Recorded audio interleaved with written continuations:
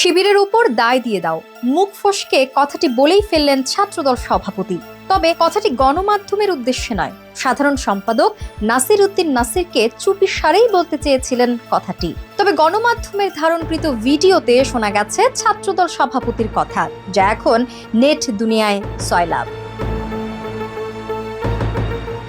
সামাজিক যোগাযোগ মাধ্যমে যে ভিডিওটি ঘুরে বেড়াচ্ছে সেখানে দেখা গেছে সংবাদ সম্মেলনের এক পর্যায়ে সাংবাদিকের প্রশ্ন শুনছিলেন ছাত্রদল সভাপতি। তখন সাধারণ সম্পাদক নাসির উদ্দিন ওই প্রশ্নের উত্তরের প্রস্তুতি নিচ্ছিলেন।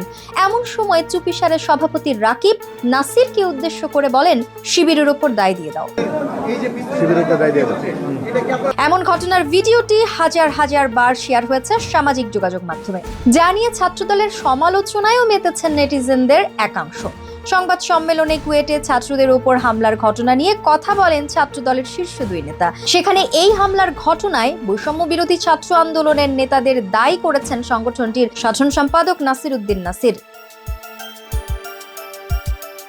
তিনি বলেন, খুলনা প্রকৌশল বিশ্ববিদ্যালয় কুয়েটে সাধারণ শিক্ষার্থীদের ওপর যে বর্বরোচিত হামলার ঘটনা ঘটেছে সেখানে নেতৃত্ব দিয়েছে বৈষম্য বিরোধী ছাত্র আন্দোলনের বিশ্ববিদ্যালয় শাখার আহ্বায়ক ওমর ফারুক।